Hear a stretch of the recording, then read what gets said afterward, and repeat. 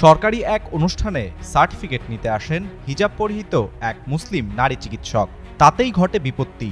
টান দিয়ে খুলে ফেলা হয় তার হিজাব। ঘটনার একটি ভিডিও সামাজিক যোগাযোগ মাধ্যমে ছড়িয়ে পড়লে নেট দুনিয়ায় তীব্র প্রতিক্রিয়ার সৃষ্টি হয়।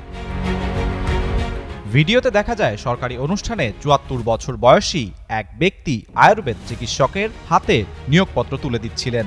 সে সময় তিনি ওই নারী চিকিৎসককে ইশারায় হিজাব সরাতে বলেন। নারী চিকিৎসক কিছু বোঝার আগেই সেই বয়স্ক ব্যক্তি নিজেই হাত বাড়িয়ে তার হিজাব খুলে দেন, যাতে চিকিৎসকের মুখ দৃশ্যমান হয়ে পড়ে।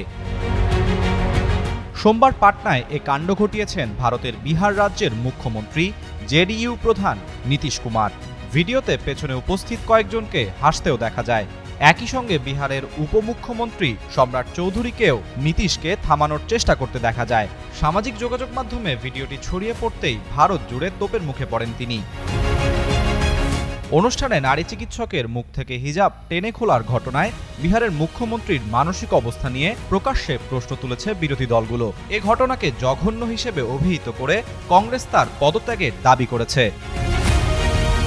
হিন্দুত্ববাদী বিজেপির সঙ্গে জোট করে মুখ্যমন্ত্রী হওয়া নীতিশের কড়া সমালোচনা করে বিরোধী দল আরজেডি এক বিবৃতিতে বলেছে, পর্দা করা মুসলিম নারীর হিজাব খুলে ফেলে জেডিইউ এবং বিজেপি নারীকে শক্তিশালীকরণের নামে কি রাজনীতি করছে সেটি প্রকাশ করে দিয়েছে।